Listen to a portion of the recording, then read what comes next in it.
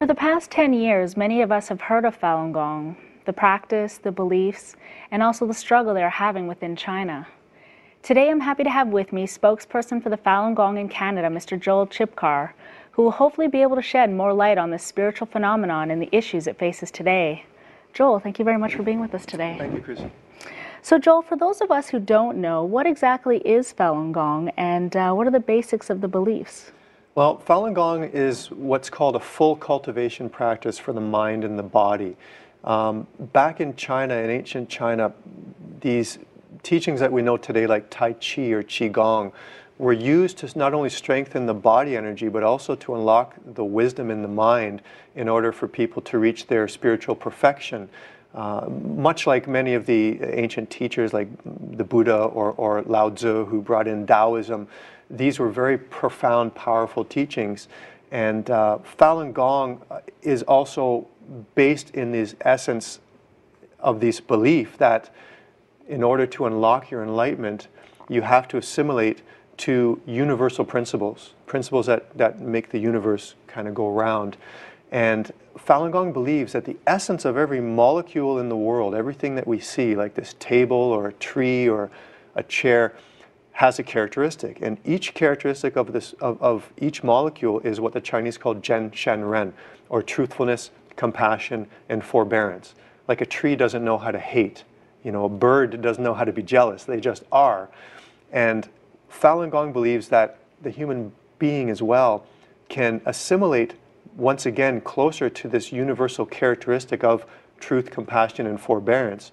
And once we do, that we will automatically unlock our spiritual awareness in our enlightenment. So Falun Gong itself is a way of life. People incorporate these principles of Zhen Shen Ren, truth, compassion, and forbearance, in their everyday life. So we as practitioners try to eliminate our selfishness. You know, we try to eliminate our anger and learn what it means to really truly be a good person. And the beauty of the practice itself is its practicality.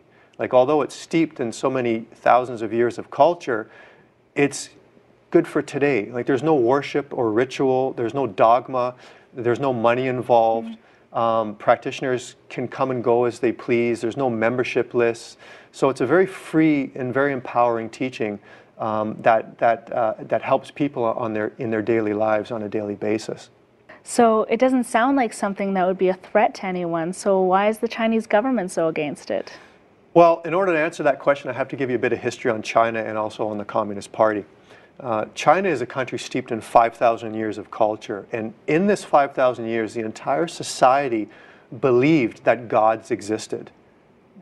All the art that you see in China, everything, all the artifacts, not only from China, but cultures around the world, these artifacts were created to exalt gods, to pay homage to gods. All the ancient dance was done to say thanks to gods. Like, people all believed in gods. And with this came tremendous faith and tremendous spirit. People had spirit and faith and power.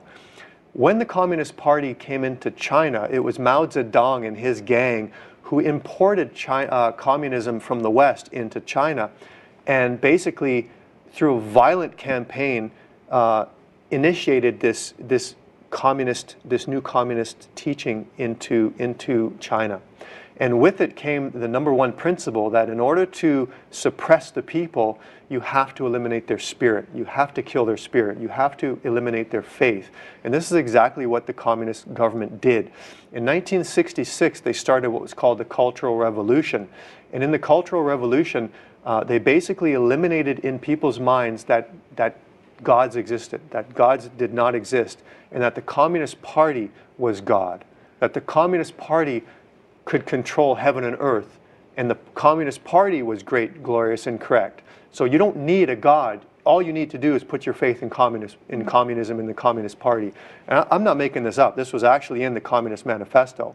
So in this time, from 1966 right up until the end of the mid-70s, the communist government eliminated people's faith by violent campaigns, by destroying hundreds of thousands of temples and shrines, and by indoctrinating in people that there is no such thing as God. So now you have inside China a very atheistic faith, a very atheistic society, which, who have their religions. They have Buddhism and Taoism and Christianity. But these religions are forced to swear allegiance over the Communist Party, over their belief in God. So every religion in China today is controlled by the Communist Party. If you're not, then you're banned a heretical organization and you're persecuted. But when the Cultural Revolution ended in the late 70s, the government started getting concerned because after eliminating the faith of people, they started to get sick. They started to get diseases. It's a very common principle that if your mind is peaceful, your body will follow. If your mind is plagued or if you have no faith, you're going to start getting sick. And in the 1980s, the communist government started letting back into China some of these spiritual treasures from the past, like Tai Chi and Qigong, that used to be full cultivation practices for the mind and the body, but now they were only for healing and fitness. They were only for the body. So the regime did not allow the spiritual aspect, they only allowed the physical aspect.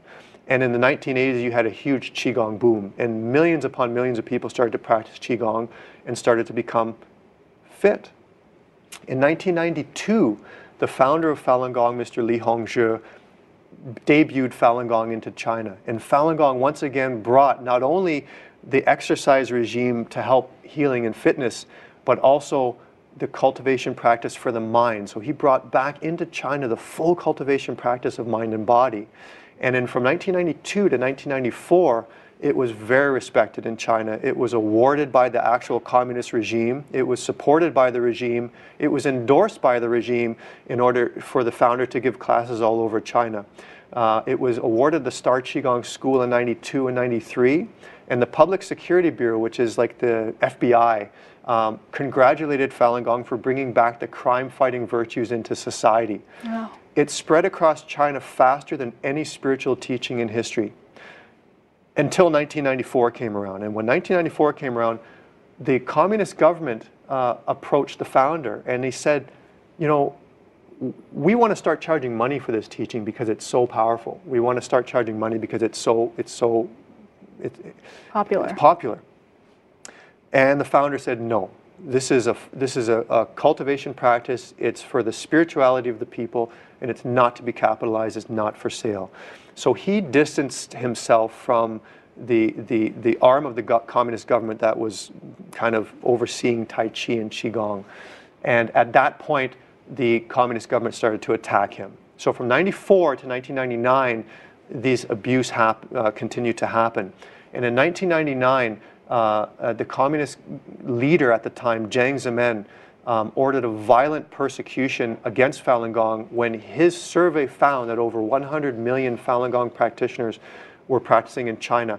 That's about 1/12 of every Chinese person in China, including high-ranked Communist Party members and their families.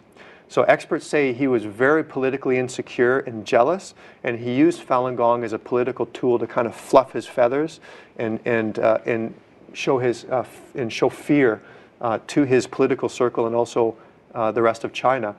And from 1999 until today, every human rights organization in the world, Amnesty International, Human Rights Watch, the United Nations, have documented the atrocities happening inside China. Over 100 million people are forced into exile. Hundreds of thousands are being tortured in labor camps today. And tens of thousands of people have been murdered in police custody. So today, Falun Gong is the #1 human rights atrocity happening in China today. Well, many say that the Chinese government cracked down on Falun Gong because they were afraid that spiritual practice like Falun Gong could overtake the government, something which had been done in previous dynasties. Yeah, I'd say that this is really a moot point. It doesn't make a difference. There's an old saying, don't think about why a crazy person does a crazy thing, or it will drive you crazy too.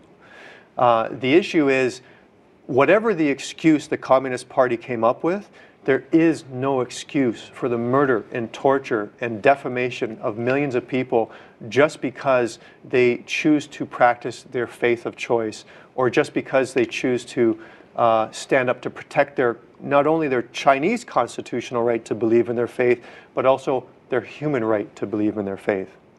Mm.